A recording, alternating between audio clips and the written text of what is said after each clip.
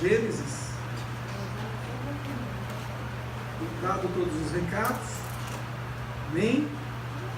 Quando você abre em Gênesis, capítulo 50.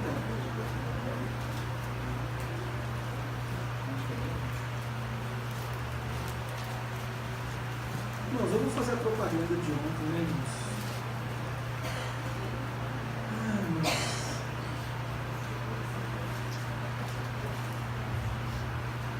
Deus dá cada livramento, né, irmãos? Os irmãos me chamando para almoçar ontem, eu falava que não, o irmão falava glória a Deus. E foi assim, né, irmãos? Eu comecei a peneirar, né? Pelas preferências, né? Deu uma passada de um lado, eu falei, não vou por esse lado. Nós estávamos aqui na igreja no mutirão, aí deu a passada do outro, aí joguei a isca, né, irmãos? Quando joguei a isca, irmãos, não me chama. Depois a gente edita o vídeo, né? É preferência, né, irmão? Cada um tem sua preferência. Quem adora sopa aqui? Minha esposa adora. Convidem a minha esposa para comer sopa. Eu faço questão de levar, de me alegrar, de ficar junto. Mas não se preocupe que eu não vou comer. Aí eu estava aqui, não vou expor meu amigo, né? Até, né? Eu falei, vai rolar até um convite. Eu falei, não dá. O negócio pode estar bom, mas não é comigo, é com a Mônica, chama a Mônica. E aí eu estou passando pelo corredor e olhei o irmão, olhei o corredor, lembrei de Jesus na hora, falei, irmão, me convém na sua casa hoje. Não, mas eu convém, irmão, e ó, tá aqui, ó, vamos lembrar de Isaac. Vamos lembrar de Isaac, tá aqui, ó, pode levar a lenha. Não, mas essa lenha está queimada, leva o carvão, não leva. Vai lá, faz igual Jesus, ó, prepara a brasa, e quando Jesus chegar com os discípulos, o negócio já está pronto. Você tem que ter fé assim, irmãos. Você tem essa fé mesmo? Ou não? Só eu que tenho. Você tem que ter, irmãos. E aí é bênção, né? Para a gente se reunir na comunhão a partir do pão, que a gente já tinha orado e limpado a igreja, e aí era só partir o pão mesmo. E aí é uma bênção. Todo momento. Você encontrou aí Êxodo 50? Encontrou mesmo? Gênesis 50, irmãos. Estou testando você. Êxodo é depois. Nós vamos ler também. Fica tranquilo. Fica bem tranquilo. Você crê que o Senhor é o Senhor de promessas? Você crê mesmo? Mas só na vida dos que estão acontecendo ou na vida de quem está esperando? Também, se ele falar para você esperar, você vai esperar? Vai mesmo? Vai esperar com paciência? Ou vai esperar com ira, com raiva? Salmo maravilhoso esse que a minha esposa leu, né? Que fala para a gente confiar, esperar no Senhor, que o Senhor vai sondar assim o nosso coração espiritual, né? Porque ali não é o coração da terra, ali é o coração do céu. E o Senhor vai realizar aqueles desejos que Ele implantou no nosso coração. Irmãos, aqui, isso cai como um mel sobre a nossa vida, um bálsamo. Aquilo que o Senhor implantou no teu coração, Ele vem e realiza. Glória a Deus por isso. O Senhor fez uma promessa. E as coisas não aconteceram bem como as pessoas estavam esperando, mas Deus é Deus. Amém? Posso ler para você apenas um versículo e nós vamos orar. Capítulo 50, verso 24. Amém?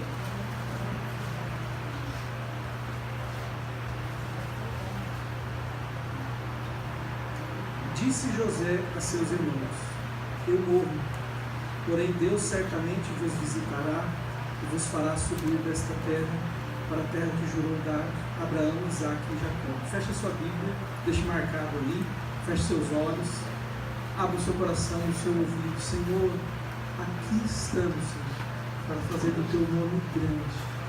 Senhor, tu és Deus de promessa, quando acontece ou quando esperamos, quando está perto ou quando está longe, porque a tua promessa não passa, porque nada que é do Senhor passa que não aconteça. Mas nos prepara, Senhor, para aguardar esta promessa no momento correto, Pai, de uma forma excelente. Continua agindo em nós. Senhor, completa a tua boa obra sobre nós. Eu te agradeço, Pai, certo da vitória, em nome de Jesus. Amém. Agradeça mesmo o Senhor, porque Ele é fiel e maravilhoso. Amém? Aqui, como vocês sabem da história, eu só vou contar no finalzinho da história.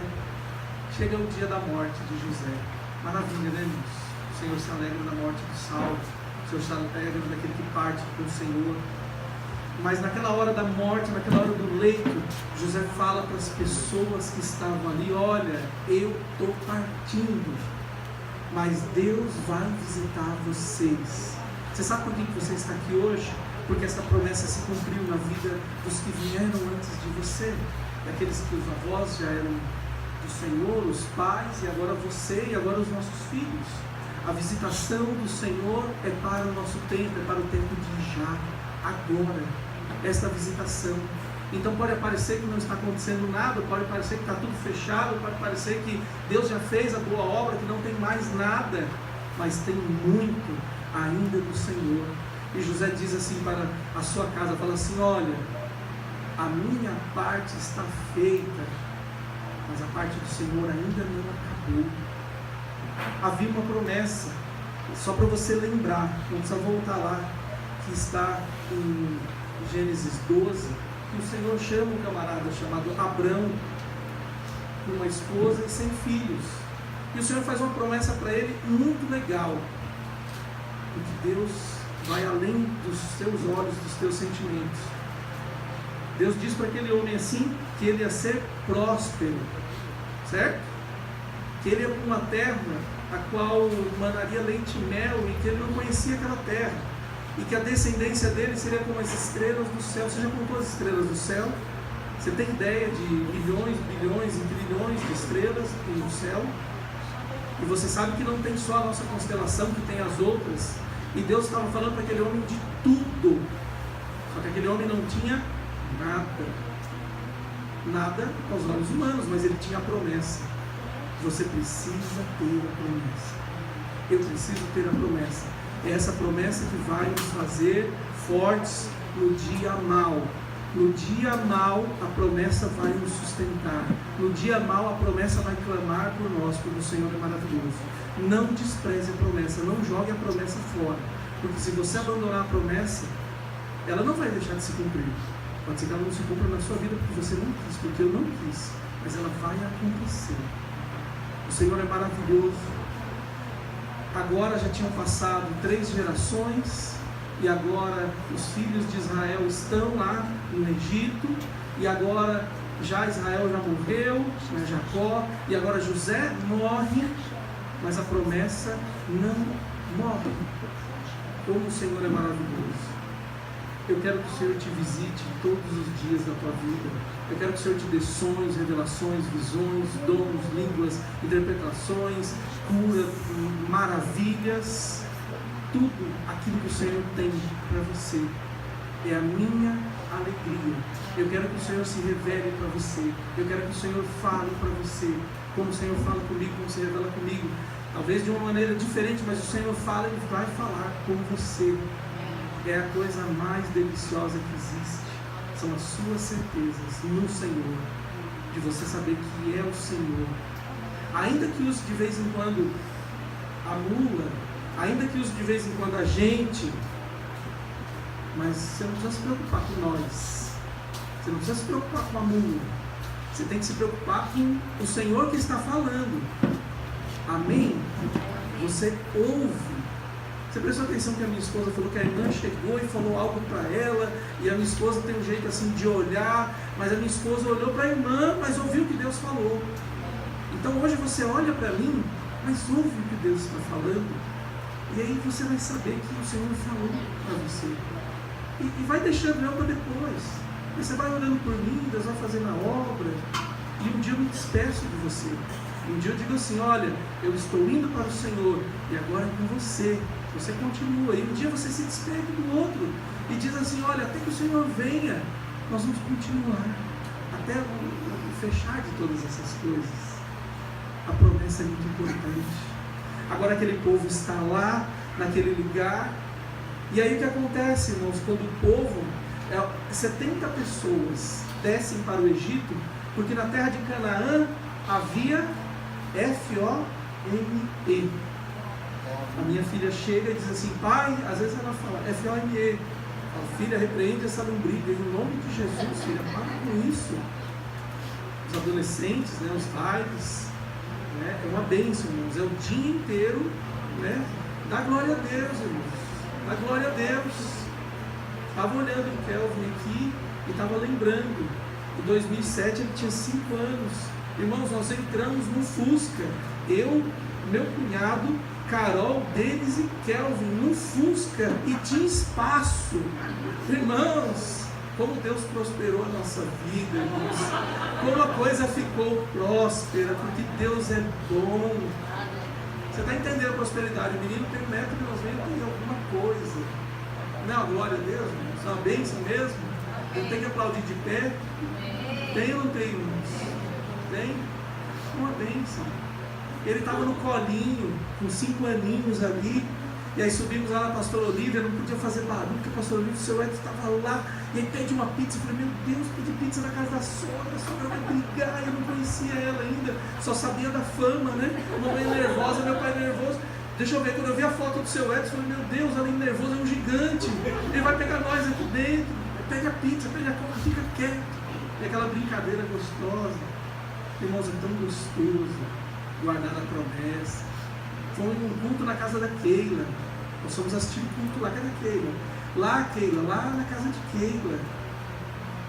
Foi uma bênção. Foi mais ou menos aí, eu não lembro, um mês. Mas foi uma bênção. Como o Senhor é bom. É bom saber que o Senhor visita a gente ao longo dos anos. É bom saber que o Senhor se lembra da gente. Não é bom? Que tal lembrarmos do Senhor em todo o tempo, na adversidade ou na fartura, lembrarmos do Senhor. E aí o que acontece, irmãos? Aquelas 70 pessoas, eu começo a falar da prosperidade, eu vou me perdendo, mas aquelas 70 pessoas estavam com fome em Canaã. A todo tempo, irmãos, vai ter fome. A todo tempo vai ter pobres, a todo tempo vai ter necessidades. Só que também, irmãos, a todo tempo vai ter provisão, vai ter riqueza, vai ter amor do Senhor. Irmãos, não vai ter um tempo que só vai ter fartura, não, irmãos. E não vai ter um tempo que nós vamos definhar todo mundo, não, irmãos. Vai ter sempre um balanço, como uma roda gigante. Ora você está aqui, ora você está aqui, e fatalmente, irmãos, você vai estar aqui. Mas depois você vai estar aqui também, e depois você vai estar aqui. O importante é o que você faz em cada fase. Amém, igreja? Amém. Aquelas 70 pessoas descem para o Egito, vou encurtar a parte, e estando ali no Egito, foi maravilhoso, irmãos. Por quê? José era o governador, os irmãos José, o pai, a mãe e os empregados, e chega aqueles 69, 70 lá, e já vão tomar posse das coisas que nem conquistaram, porque quem conquistou tudo foi José. Mas se José é meu irmão, estamos juntos, eu vou fazer parte com ele, porque a promessa é do Senhor. José foi a ponta da lança que foi comigo. E aí, irmãos, eles ficaram numa boa. Você sabe a história aí? É Êxodo, abre lá, capítulo 1, verso 1 ao 7.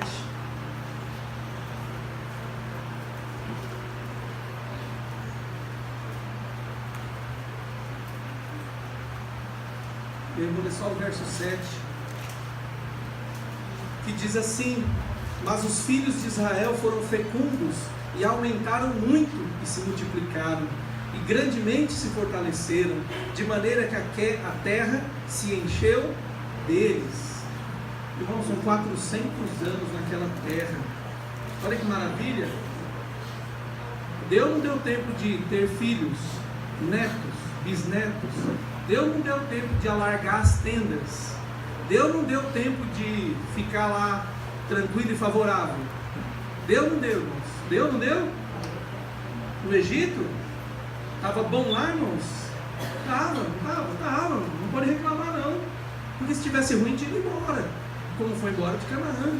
Como peregrinou por muitos lugares, em muitos tempos. Mas o negócio estava bom. E aí a promessa foi ficando escurecida, pequenininha, porque estava bom. Opa, tem uma tenda para ficar. Não estou sendo atacado por ninguém. Tem comida. Irmãos, fiquei. Maravilha. E o Egito era a promessa do Senhor, era o lugar que Deus falou para Abraão, para Isaac, para Jacó, para os filhos de Jacó. Era o lugar final, era onde tinha que realmente construir as casas e ficar ali. Era o Egito, irmãos. Mas nós vamos ficando, que é o que tem para hoje. Às vezes eu falo, né, o que tem para hoje, mas quem me conhece sabe que eu não gosto desse termo. Era o que tinha para aquele hoje de 400 anos. Estava bom. Esse é o nosso problema, irmãos. Se a gente acha que está bom, e aí fica. E aí, irmãos, quando o negócio vem, estrala. Mas é a mão poderosa de Deus. São as poderosas mãos do Senhor sobre nós. E agora eu quero ler a continuidade para você. Só que o que acontece ainda no capítulo 1, a partir do verso 8, vou ler para você. Entremente se levantou um novo rei sobre o Egito, que não conhecera mudou tudo, irmãos. Aí, sabe o que acontece? Vem um novo rei e fala assim: José, Hebreus, não, isso aqui é Egito, isso aqui é terra de Faraó, isso aqui é nosso, está tudo dominado. Vocês, esquece, vocês vão ser meus escravos, a terra é minha, vocês estão aqui de favor. E todo mundo agora vira escravo. Mudou o paradigma, mudou a situação. Sempre, irmãos, nós estamos na dependência do governo, do financeiro, da saúde. Sempre nós temos a dependência, nós estamos aqui. Jesus não nos tirou do mundo, mas nos livrou da escravidão do mundo. A dependência existe porque nós estamos nessa esfera, mas a provisão, a palavra final, o nosso alicerce, o nosso elo da corrente é com o Senhor. Mudou o governo? Não mudou, irmãos? Maravilha, o Senhor continua sendo o mesmo. Mudou da URV para o real? Maravilha, Jesus continua sendo o mesmo. O dólar cai, sobe, vira, acontece, faz cambalhota, o Senhor continua o mesmo. Você achou que ia dar certo, não vai dar mais certo, o Senhor continua sendo o mesmo. Você achou que não ia dar certo, agora vai dar certo, é porque o Senhor é o mesmo. E não há sombra de variação, porque nós estamos nas potentes mãos do Senhor. A nossa vida está nas mãos do Senhor. Então, todas essas questões, como aconteceu lá e como acontece agora, é temporal, é o nosso momento, é a nossa experiência com o Senhor. Eles tinham que passar por essa experiência. E aí começou a apertar, mas a confiança nossa hoje não está nos homens, está em Deus. Talvez naquele momento, lá no passado, estava nos homens, porque José era o governador, porque o faraó era chegado, porque esse que entrou está mais ou menos, mas a gente fica ainda. Só que vai mudando, e vai mudando, porque ali não era a terra final. Eu quero que você abra, só uma pessoa, segundo Crônicas 20:20, parte B, o finalzinho. Abra, deixa marcado. Vou pedir para alguém que está com voz de atalaia, ler o finalzinho. Deve ter um ponto, uma vírgula, deve ter alguma coisa. Segundo, glória a Deus, coisa boa. Tem. Peraí, só um minuto. Depois da exclamação, tem uma palavra chamada Jerusalém, tem uma exclamação. Só um minuto. E deixa eu só explicar porque do segundo Crônicas. Irmãos, o dia que você parar de aprender, peça para o Senhor te levar embora para o céu. Todos os dias são dias de aprendizado. E entre livros e cartas da Bíblia, e aí a gente tem costume de colocar o feminino em tudo e sai rasgando tudo. E um dia, graças a Deus, que Deus levanta as pessoas na congregação. Amém, irmãos? E aquele que é corrigido no Senhor se salva, e o que me corrigiu salva também. Amém, irmãos? Na hora você não gosta de ser corrigido, mas eu sou um super crente, e quando a pessoa me corrige, ela é abençoada, eu também sou. Eu não vou citar o nome para não expor a pastora Olívia agora, mas segundo, porque é um livro, Valmir, eu falei, amém, pastora, peguei.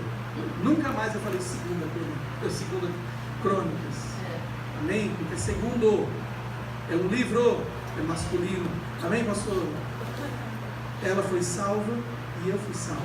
Agora aquele que rejeita a correção, o que acontece? Ela já está salva. E se eu rejeitar a correção, eu vou incorrendo em um erro e em outro erro, em um erro e em outro erro. E aí você pensa que eu digo isso só para deixar você feliz ou distraído? Eu estou dizendo dos erros que vão puxando os outros erros, e nós temos que ser corrigidos. Que coisa boa ser corrigido no Senhor. Traz vida e vida e esperança. Lê, quem está com vontade de ler, depois do ponto de exclamação.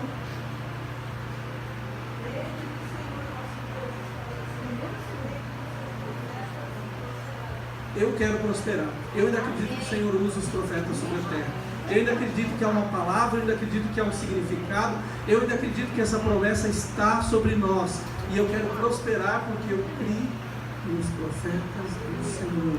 Eu quero crer e eu acredito que eu vou vencer porque vem do Senhor. E o povo começa a sentir o fardo apertando naquele lugar. Porque estava bom, irmão, estava favorável, estava tranquilo. Então vamos. Abra bem o seu ouvido. Abra bem. Capítulo 2, verso 23 e 24. Abra bem o seu ouvido. 25 diz assim: decorridos muitos dias, morreu o rei do Egito. Os filhos de Israel gemiam sobre a servidão, e por causa dela clamaram ao seu clamor, subiu a Deus. Ouviu Deus o seu gemido, lembrou-se da sua aliança com Abraão, com Isaque e com Jacó. E viu Deus os filhos de Israel e atentou para a sua condição. Deus está olhando para a sua condição, totalmente. Para a minha condição, totalmente. O Senhor está olhando. Só que nós, muitas vezes, e na maioria das vezes, eu vou contar a experiência do sapo para você. Não façam em casa, jovens. Não façam em casa, vários. Não façam em casa, adultos. Mas se você colocar uma água na panela e colocar o sapo dentro e ligar, e devagarzinho a água começar a esquentar, você acredita que o sapo pula ou que o sapo fica? Fica. Pula, fica, pula, fica, fica, pula, pula, fica. Fica até morrer, né? Porque ele vai se adaptando e ele acha que vai dar e dá um ensopado de sapo. Mas se você pegar uma água a temperatura ambiente, colocar o sapo e colocar uma água um pouquinho mais quentinha, e você tirar o sapo de um lado e colocar do outro, na hora que ele bater com a diferença de temperatura, ele pula e vai seguir a sua vida. Precisamos estar com os sentidos antenados. Eu não estou chamando você de sapo, não, mas você precisa ficar ligado. Quando mudar o negócio, você muda junto. Confia no Senhor, mas muda. Porque ali o negócio falou: não, nós vamos gemer, sofrer, orar, buscar o Senhor. Não dá mais, o negócio apertou demais. Porque agora a servidão está nos consumindo. É lógico, né, irmãos? Quando a gente está no lugar errado, Deus mandou ficar no Egito, porque Abraão e Sara já tinham passado no Egito, já tinham saído do Egito. E quando passaram lá, prosperaram, mas saíram de lá. Agora os netos voltam para lá e ficam lá. E agora, irmãos, falar em prosperidade, falei 70 pessoas para você, e depois de 400 anos, já era uma nação de milhões. Sabia, irmãos? Milhões. A conta é facinho. Quantos filhos um casal costuma ter? Lá no Ceará. Não, eu estou falando de judeu. Eu estou falando de judeu. O judeu do Brasil é o cearense. Quantos filhos o cearense tem? 10.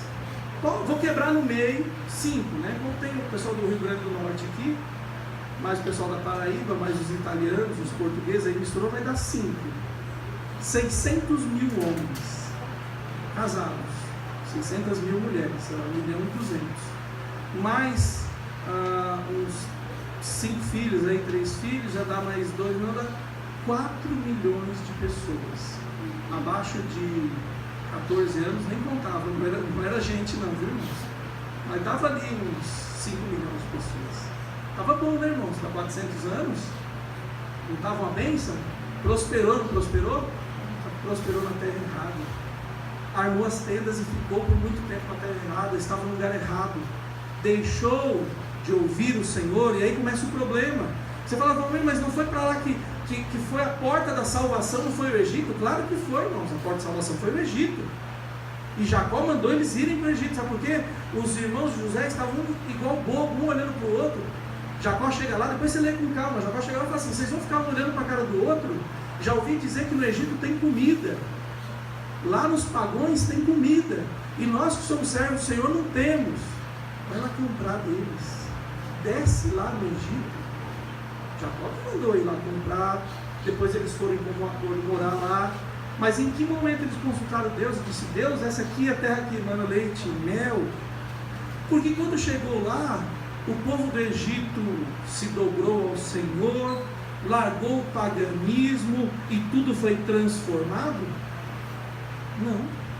Então, irmãos, desculpa, somente ganhar o arroz e o feijão e o sustento no Egito e não houver transformação é o primeiro indicador de que ali não é a terra final, ali não é o lugar, porque Deus não vai te levar para um lugar de paganismo e vai ficar tudo igual. Pode ser por um espaço de tempo, mas não é a terra da promessa do Senhor. A terra da promessa do Senhor ela é perfeita, ela é íntegra, é tudo, é corpo, espírito junto. É você chegar lá, você comer, beber, trabalhar, todo mundo adorar o Senhor. Agora no Egito estava dividido, tinha os egípcios que eram pagãos, tinham uma parte do povo de Deus que se manteve fiel, e tinha o pessoal do oba-oba, que era o seguinte, eu sou judeu, mas se tiver um oba-oba eu vou lá no oba-oba, mas eu sou de Deus, mas eu estou lá no oba-oba. Não, não é. Quem é de Deus é de Deus, quem não é, não é. E ali eles entenderam que eles tinham que ficar então o resto da vida. Só que vem a aflição para tirar a gente do lugar. Você tem que dar glória a Deus pela aflição, tem que dar glória a Deus quando a coisa fecha, tem que dar glória a Deus quando está passando uma provação, porque é um indicador que Deus vai mudar o seu quadro, daquilo que você nem está entendendo. Acho que, irmãos, Deus queria um povo pagão, perder toda a raiz do Senhor, para depois o Senhor começar tudo de novo? Não, irmãos, Deus quer um povo que siga em conhecer e servir o Senhor todo o tempo. Amém? O que Deus faz, irmãos, nessa época do Egito? Qual o grande acontecimento ali em Êxodo? Tem a ver com o nascimento, será? Será que tem a ver com uma pessoa? Eu vou falar o que eu escrevi aqui. Deus faz nascer sua esperança. Aqui está dizendo que Moisés, se você volta no capítulo 2 de Êxodo, está dizendo que nasce Moisés, certo, igreja? Qual Moisés que precisa nascer na tua vida? Hoje é fevereiro de 2019. Qual Moisés precisa nascer? Será que é o Moisés da esperança, da calma, da fé, da provisão terrena, do equilíbrio emocional? Qual Moisés que tem que nascer na minha vida e na tua vida hoje? Irmãos, porque não vai nascer daqui 9 meses, vai nascer hoje, agora, dentro de nós, em nós. Precisa nascer os Moisés na nossa vida. Eu deixei anotado aqui. Deus faz nascer nossa esperança. Amém? Eu vou ler para você, capítulo 2, verso 1 e 2. Foi-se um homem da casa de Levi e casou com uma descendente de Levi. E a mulher concebeu e deu à luz a um filho. E vendo que era formoso, escondeu por 3 meses. Irmãos, eu leio isso aqui, eu lembro de mim, né, irmãos? Amém? Você lembra de você? Você é formoso, formosa, ainda que seja aos olhos do Pai. Amém? Amém? Ou não? Sabe aquela criança bonitinha que todo mundo quer pegar? Você já viu? E teve a gente também, né, irmãos? Teve de tudo na vida. E Deus guardou a gente, irmãos. E nós estamos aqui. Amém? Porque nós somos filhos preciosos do Senhor. Nós somos ou não somos? Glória a Deus. E aí ontem alguém falou de Moisés aqui na reunião dos homens. Irmãos, bateu um branco na hora. Porque a conta de Moisés é fácil. É só você dividir a idade de Moisés por 3. E aí você sabe o que ele ficou fazendo em cada uma das 3 fases da vida dele. E aí, irmão, o número que divide por 3, você pode começar com 3 e até o infinito que divide por 3. E aí foi fácil para mim lembrar quantos anos Moisés morreu. Não, aí bateu, é 120, né, irmãos? Porque ele ficou 40 anos em cada fase da vida dele. Só que ontem bateu um 30, porque 30 vezes 3 é 90, mas não foi com 90 que ele morreu. Eu não lembrava se era 110, 110 não dá por 3. Fiquei com medo de falar 40, aí não falei nada dos homens. Como era reunião de homens, eles não perceberam nada. Glória a Deus. Mas eu sabia que hoje eu não poderia, então eu anotei aqui. Moisés, do 0 até os 40, era um hebreu vestido de egípcio. Amém, mulheres? Nunca mais vão esquecer, vão mandar até mensagem para mim. Olha, Valmir, eu lembrei, olha, você falou, eu fui na Bíblia, lá está lá. E aí eu tenho que usar as palavras da minha esposa. Era uma águia criada como galinha. Você é mais que uma águia, mas se quiser usar analogia, você pode até estar no reduto das primas, mas você não é prima, você é uma águia. Os homens que não sabem a piada, você é um gavião. Não acho que você é um patinho feio, não, irmãos, você não é um pato feio. Sabe qual é o problema do homem ser pato? Sabe, Júnior, qual é o problema do homem ser pato? E aí você fala assim, não, Valmir, não tem problema ser pato, porque pato tem 3 habilidades. O pato é o único mamífero que voa, nada e anda. Só que aí que está o problema. Cadê o pastor Zé? Tá lá? Pastor Zé, vai ouvindo essa. Os homens que são pato na igreja, nós vamos fazer um pente fino neles. Não pode ser pato aqui na igreja, nem em casa, viu, homens? Mas você fala, pô, meu pato tem 3 habilidades, eu quero ser o pato. Só que o pato anda mal, nada mal e voa mal. Esquece, irmãos, não seja pato, não. Seja outro bicho. Escolhe, os irmãos que forem pato, a gente vai cortar uma das habilidades. Amém, homens? Até os 40 anos, ele fica criado como um egípcio. Mas ele era hebreu, sobre ele estava uma promessa. A promessa estava sobre ele. Eu estava almoçando com o Sandro ontem, e o Sandro falou algo que eu gosto muito, e foi algo que me sustentou durante muito tempo. E ele falou assim, Valmir, quando a gente tem a marca da promessa, não adianta. E eu falei, eu sei, porque eu bati a cabeça 7 anos na minha vida, e todo lugar que eu chegava, alguém falava da promessa para mim, e eu tentava me esconder daquilo, eu não queria aquilo me machucava, mas aquilo trazia uma vida de dentro de mim, assim. Eu falei, Senhor, um dia eu vou dar um jeito nessa situação na minha vida, um dia vai, Senhor, eu sei que vai. É tão gostoso, irmãos, quando a gente tem essa promessa dentro de nós. E ali dentro de Moisés, ele tinha aquela promessa, mas ele não sabia como. Só que o tempo passa, e um dia a fase muda. Com 40 anos, acontece um monte de coisa que não é o tema de hoje. Ele vai para a segunda fase da vida dele. Ele tem que fugir do Egito. E para quem não sabe, é bom você saber, Deus escolhe os improváveis, tá? Deus escolhe as pessoas assim parecidas comigo e talvez com você.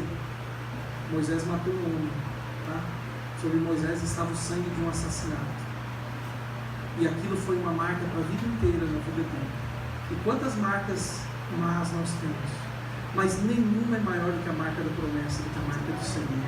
Porque o que o Senhor tem sobre nós é maior do que qualquer coisa que a nossa vivência em alguma das fases, das situações, marcaram a nossa vida. Mas a marca do Senhor é maior e melhor. O Senhor é muito bom, Ele faz as coisas velhas, novas, Ele faz da maldição bênção. Mas eu tenho que guardar a promessa. Ele agora vai para um outro lugar, uma terra distante, chamada Midian, e ali ele se aproxima de um lugar. Tanta casa para ele cair, ele cai aonde? Na casa dos crentes. Tanta casa para você ir. Thaís e Rodrigo, tanta casa para vocês irem lá na varanda. São quantos blocos lá? Uns 200 apartamentos. tinha que ir na casa dos crentes.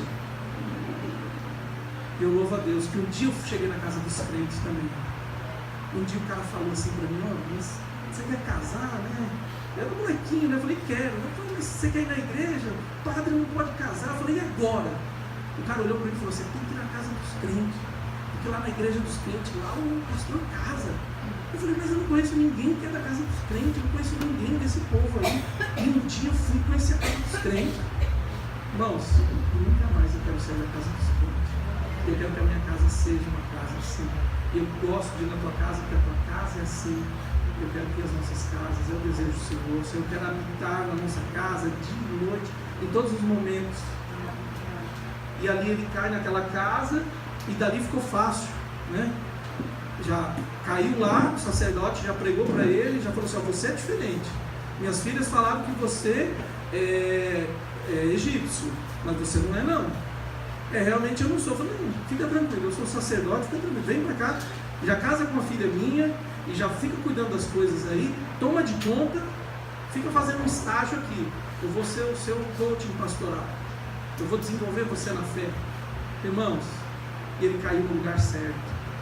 Aí a vida começou a ser diferente. Você quer ter uma vida diferente? Caiu no lugar certo, da forma certa.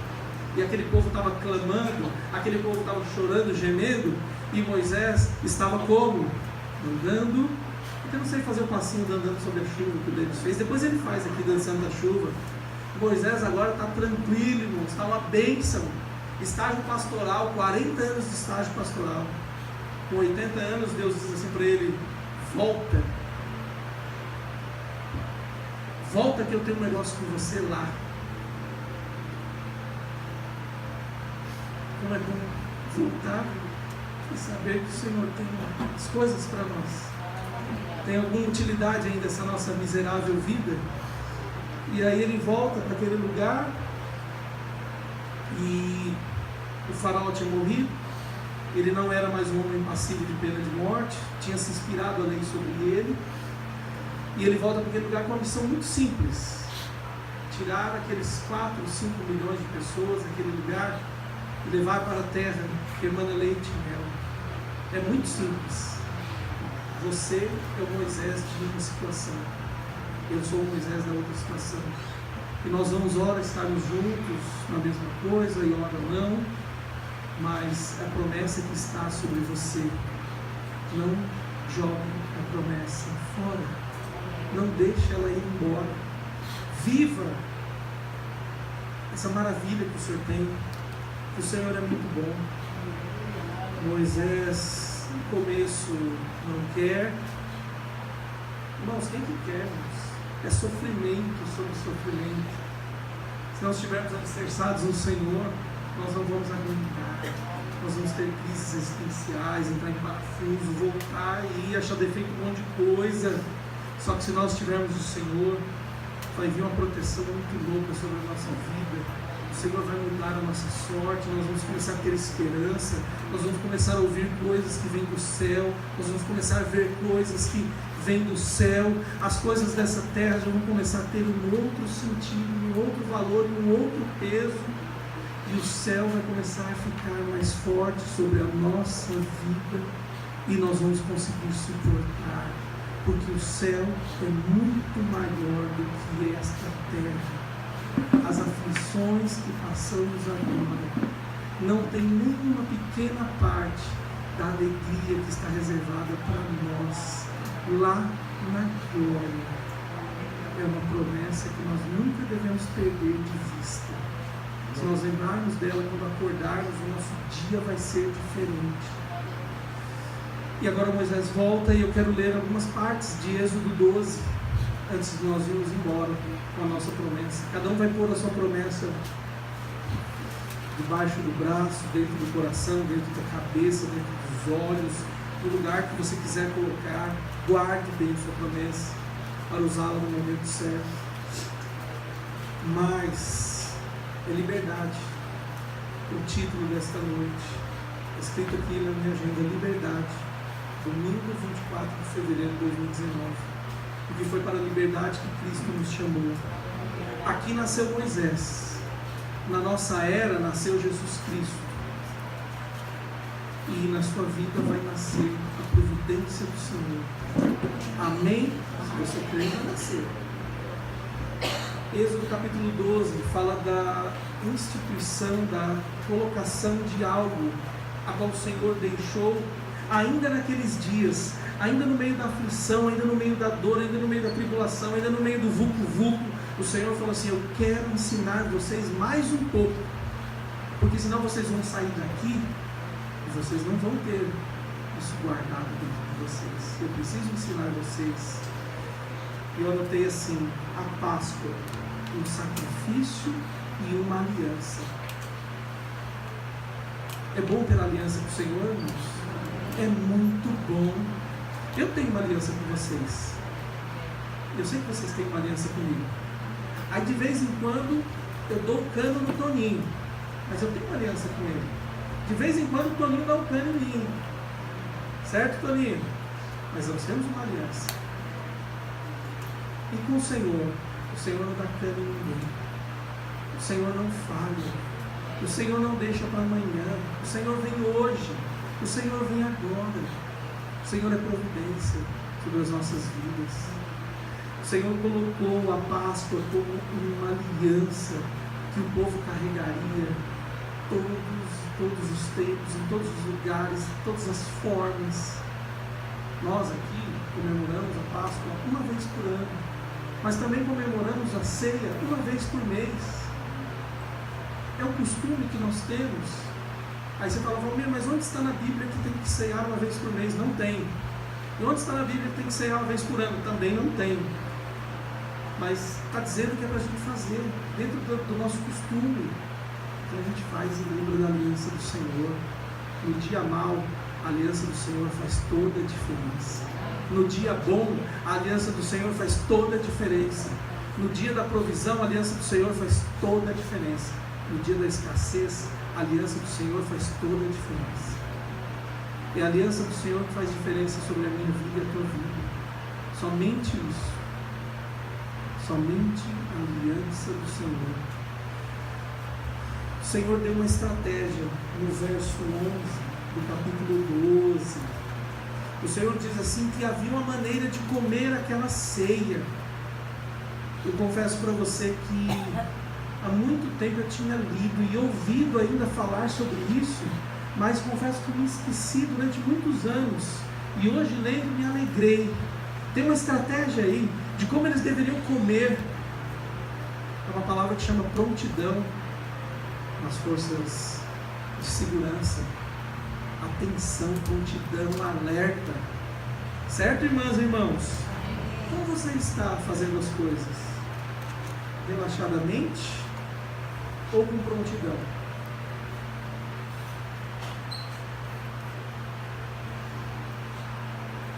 Não era para comer de qualquer maneira, não era para estar desapercebido, não era para estar sem entender o que estava acontecendo.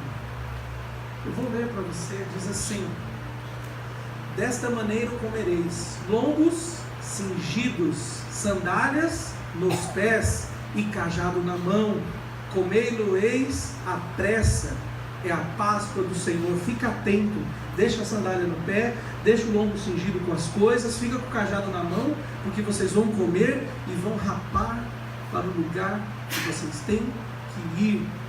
Vocês não mais vão ficar aqui. Eu encurtei as 9 pragas, porque não é o tema dessa noite, mas já haviam acontecido as 9 pragas, e o coração de Faraó, o que acontecia? Endurecia e amolecia. E o coração de Faraó fazia o quê? Endurecia e amolecia. Você não tem coração de Faraó, você tem um coração de Cristo, de carne. Eu tenho um coração de carne. Eu não quero ter um coração de Faraó. Eu quero ter um coração segundo o coração de Deus. Só serve esse.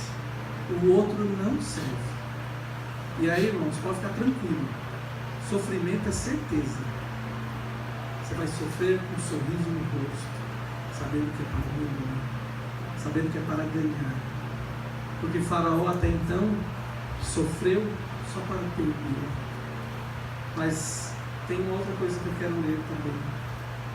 E aí, não vou ler o verso não, é o 12:12. E ontem eu falei aqui sobre justiça e vingança. São palavras difíceis. Mas o Senhor naquela noite enviaria o anjo da morte para executar juízo. E ele diz assim, em letra maiúscula: eu sou o Senhor. Pode ficar tranquilo com as tuas causas, com as tuas pendengas, com as tuas coisas. Ele é o Senhor. Ele não precisa de procurador. Nós precisamos, ele é o nosso procurador, o justo juiz.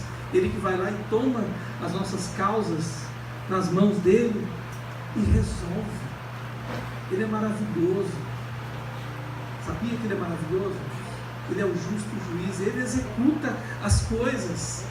E nós vamos dar glória para ele. Senhor, glória, muito obrigado, Senhor, porque o Deus dos céus está aqui. Tem um cântico que diz que o Deus que habita entre os querubins está aqui. É o nosso Deus que está sobre a nossa vida. Eu quero que você tenha experiências com o Senhor. Valmir, eu estou ficando maluco. Fica com Jesus. Maluco de Jesus. Vai ser uma bênção. Vai ser uma bênção. Também naquele dia que o anjo passou, irmãos, houve muito terror, houve muito temor, houve muito pranto, porque quando houve a Páscoa, não foi só comer o cordeiro e se alegrar e estar ali juntos, dizendo assim, nós vamos embora, nós vamos sair dessa. Houve uma alegria, mas o sangue foi passado nos umbrais da porta. A porta física da tua casa, do teu apartamento, tem a marca do sangue do cordeiro. Sobre a tua vida, há a marca do sangue do cordeiro, para que quando você passar por algum lugar, Deus te dê um livramento. E é uma marca que não sai nunca mais. Naquela noite que o anjo passou, onde tinha a marca, ele não entrou, certo, irmãos? Mas aonde não tinha a marca, ele entrou. E o que aconteceu com o primogênito? Dos homens e dos animais. Houve pranto no mundo humano, houve pranto no mundo animal. Vocês sabem, irmãos, que há cavalos que valem milhões, certo, irmãos?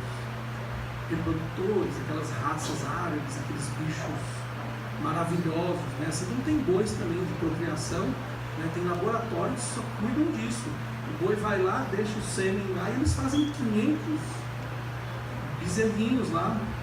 O boi volta mais lá e aquilo vale muito. E naquela noite, aquele bezerro, aquele cavalo, aquele bicho maravilhoso morreu. E naquela noite, os filhos machos primogênitos morreram. E naquela noite, o filho de Faraó também morreu.